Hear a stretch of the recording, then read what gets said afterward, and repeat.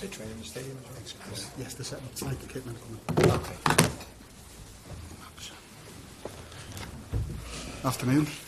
If you'd like to ask a question, please raise your hand, just so we can get a mic for the simultaneous translation. Vinny, do you want to go first? Arne, good afternoon. First of all, just wanted to check on Alexander Isak. What chance of him figuring and getting some game time, at least in this game against Atletico Madrid? There's definitely a chance because he's in the squad. So then there's a chance to play, but I would normally always say 99.9% sure, but I can say it's 100% sure that he will not play 90 minutes. But he's part of the squad, so it's already a Champions League game to look forward to. But if people look forward to his playing time, that could mean that could happen tomorrow as well. Even a chance to start then? The only thing what is sure is that he would not play 90, and all the rest you will see tomorrow. Obviously, we look at Florian Wirtz and the switch that he's made coming to Liverpool, and I think there's probably an argument to say that we've not seen the best of him just yet. I think there were flashes in the second half, at least, against Burnley once again. What do you put that down to, though, the fact that we've not seen the best of Florian just yet, and what kind of adjustment is he having to make? I put that down to Bournemouth, I put that down to Newcastle, I put that down to Arsenal, I put that down to a team we faced this weekend that only conceded 14 goals last season. If it's correct, I don't know, but someone told me today it's the first time in 18 months that Burnley lost a home game. So if I'm wrong, that's because of that person. But it tells you how hard it is to play these games. And which is normal, because there's so much focus on our new signings, because especially the pundits that favor not us but some other clubs in the country that cannot stop talking about 450 million. I repeat 450 million. I repeat 450 million. But they always forget the 300 million that we've sold for. And these players that we've brought in are indeed a lot of money. But they are playing now together with players that are worth same amounts of money. So yes, if we want to strengthen the squad, we need almost to spend that much money, because then if we sell Dominic Szoboszlai tomorrow, he would be worth 100 million as well. So there's so much focus on Florian, but the ones that have stayed behind, still in the team, haven't scored 4 goals or 12 assists as well. So he's been part of a team, Florian, that is on top of the league, that won 4 games. He's part of the team that won against Newcastle, that won against Arsenal, where the team of last season didn't win away at Newcastle, didn't win at home against Arsenal. So it's the way you want to look at it. Yes, he hasn't scored 4 goals or 12 assists in the first 4 games, but for me that's down to the quality we faced, and he's part of a team that's number 1 in the league at the moment. And you have said the best is still to come from the group as a whole. So how well equipped do you feel you are to compete on all 4 fronts once again, even go further than what you were able to do last season? Yeah, I think we are far above my expectations during the summer. So we all know what happened this summer. We all knew when the program or the schedule came out that we had to face Newcastle away, Arsenal at home and Bournemouth at home. And it turned out to be Burnley a difficult one as well, but that is maybe not what I expected it, but not in the fashion as it happened on Sunday. So for us to be on 12 points now is so much more than I expected, especially after we've had so many changes in the group as well, in our squad, sorry. And yeah, I think we can do better, but we're not every time going to face Newcastle away and Arsenal at home. How does this test compare to what you faced already? Atletico. Sorry? How does this test against Atletico then compare to what you faced already in the Premier League? When I was at Feyenoord in the Eredivisie, you knew when you went from a Sunday to a Wednesday, you had to make 2 steps up, unless you played Ajax or PSV in the weekend. But if you play Premier League, it is either the same quality you face or a little step up. So yes, it's again a very difficult one, because Atletico Madrid has done so well in La Liga over so many years with Diego Simeone. They were even able to win the league twice when you face Real Madrid and Barcelona, and they've been twice in the final of the Champions League. So this again is a team that is a difficult one to play against, because of the mentality, because of their team performance, because of their individual quality. the last time I faced them, I still wake up sometimes, that's not true, but at night thinking about Griezmann, how good he was in that game. I think we lost 3-1. I'm not exactly sure, but he was outstanding that game. So the good thing now is that in my team I have players that can do similar things than Griezmann can do.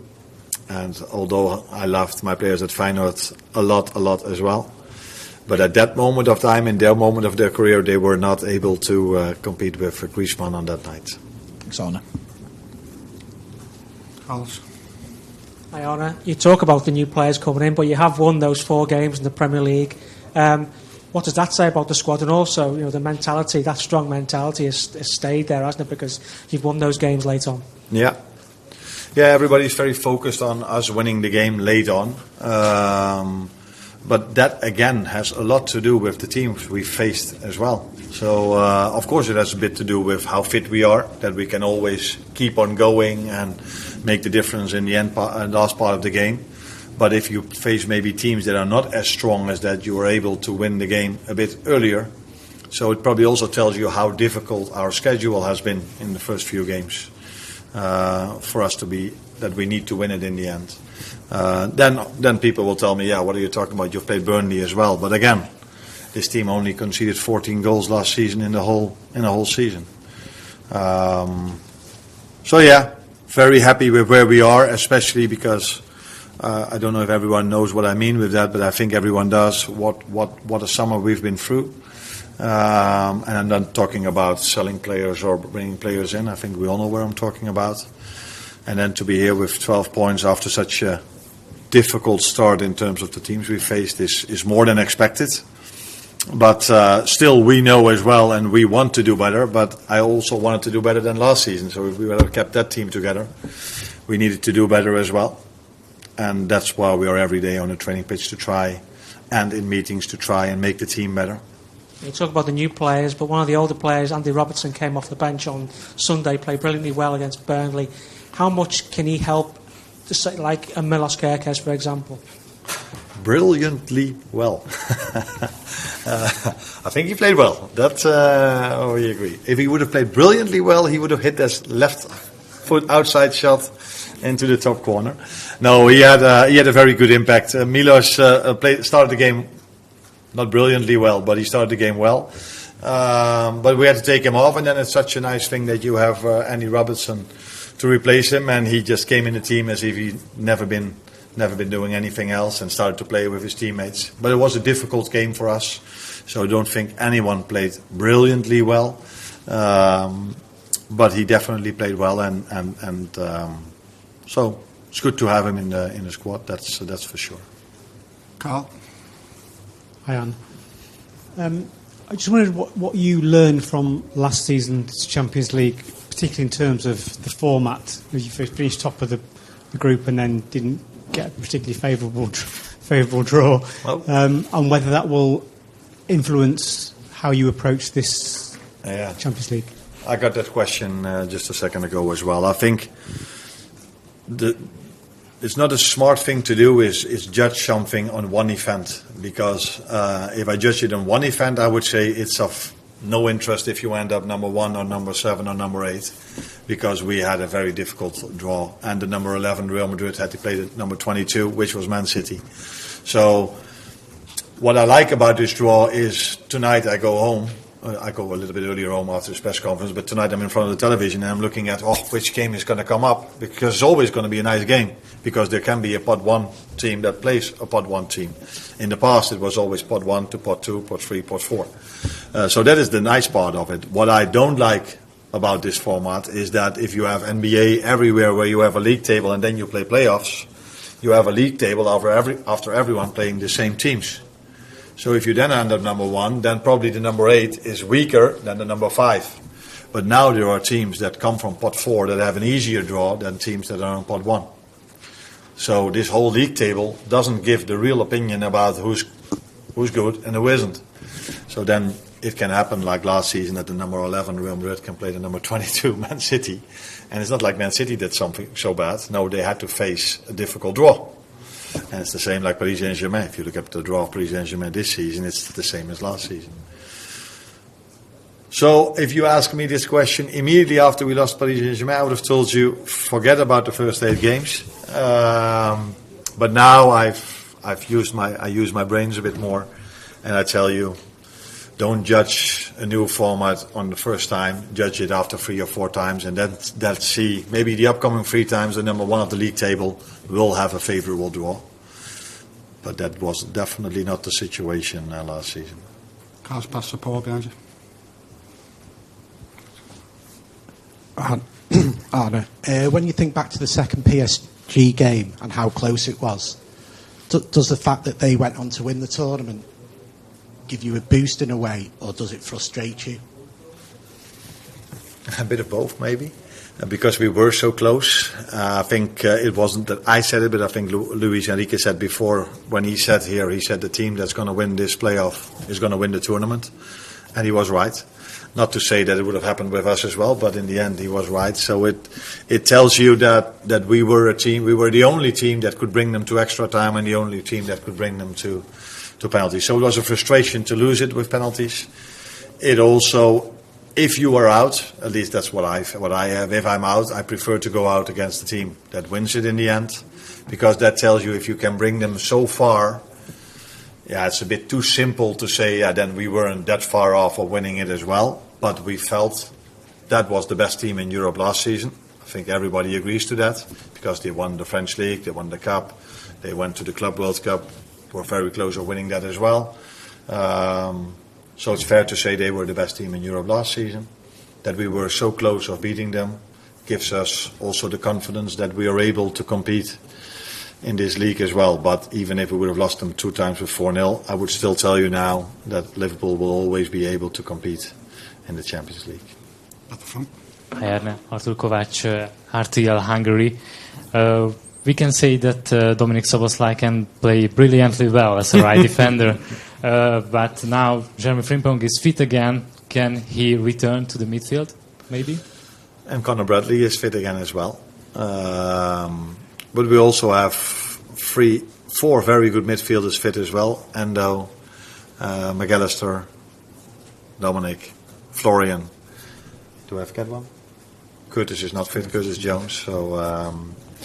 So yeah, in every position we have a lot of competition. He can play in both positions. And let's see if he plays tomorrow, where he's going to play. Just behind. Hi Arne, Gabriel from Swedish SVT. What do you think will be the biggest challenges here for Alexander Isak in the first time in the club that he must focus on? Getting fit. Getting fit after missing out 4 months and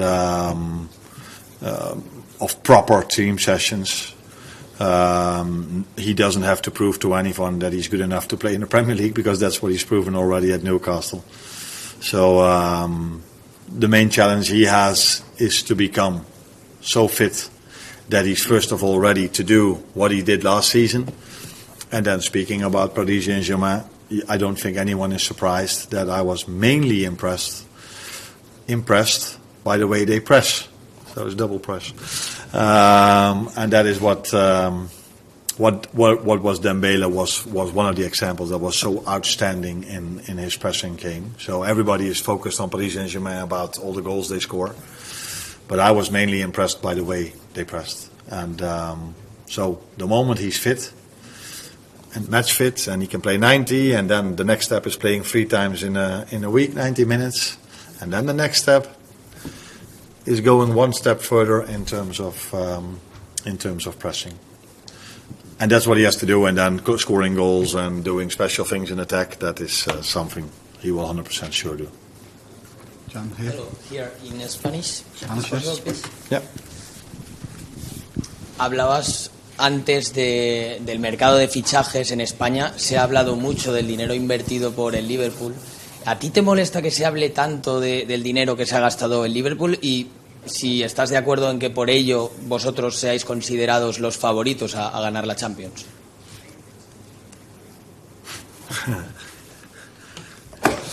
He's been listening to a lot of talk sports because he was saying that we spent so much money.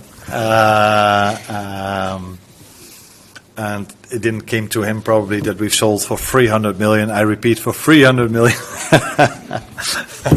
as well. I think it's only a compliment. I think it's only a compliment that people tell everyone that we've spent so much, because that tells you that the players we've brought in are seen as very good players. So I'm for a part responsible of bringing the players in as well, together with some other people. And I think we should see this as a compliment, that everybody is like, wow, they did great business. And I think we did. We've brought in great players. And to add to that, we've already lowered the age of the players. So some other teams prefer to bring in 27-year-olds because they're already, bam, ready. But we think we've brought in players from 21, 22 that are ready, but also 21, 22. So, and then if they are 4 or 5 years with you, you can still sell Luis Diaz for 80 million. But if he would have been 28, I think it's harder to sell him for 80 million if he's 32. So that's our model, and I think that model should get a lot of praise, because I've said it here in England once or twice, and I can say it one more time to you as well. I think all the money we've spent, we generated ourselves by selling and winning the league after we didn't buy anyone at all. I don't know if you know, but if you win the league, that's quite good financially as well. So those two situations led to the fact that we could spend 450 million. It wasn't as if we looked in the ground and saw, oh, there's money coming up, let's spend 450. No, we've generated ourselves, and that is, I think, a big compliment for the model we have and for the quality players we've brought in, that everybody is only talking about the 450 we've spent. Mo? And we are always, that's not a surprise to you, if you're Liverpool, you're always, if you're an English club playing in the Champions League, you belong to one of the favourites. Hi Arne, you mentioned earlier Curtis Jones is still out for this game. Could you tell us a little bit more about the nature of his injury, how long you expect him to be out for, and whether or not this affects your use of Alexis McAllister, who himself is still finding his way back to full fitness? Yeah, I can talk to you for a long time, but I already talked for a long time, so he will train with the team tomorrow. So hopefully he's able to be in the squad on Saturday, but not for tomorrow yet. Lewis? You mentioned earlier about Robbo coming in and doing well. Can I just ask on Milos, how has he taken being substituted so early? Have you spoke to him about that, and is he fine, ready to rise to the challenge again? Yeah. Although you never know when they're sitting in front of me, or when I have my team meetings, they don't stand up and say I disagree with you. But maybe when he's at home and he's talking to his father or his girlfriend or his friends, he's like, what a stupid decision this was. But when I'm around, he comes across as if he understood it. And I've shown yesterday that, because that wasn't maybe clear for every player, you could see after he made the foul, which you could argue if it was a foul or not, but the referee blew his whistle. I've highlighted that 6 of their players went over to the referee, and the referee made twice a signal like this. No, this is not a yellow card for me. This is not a yellow card for me.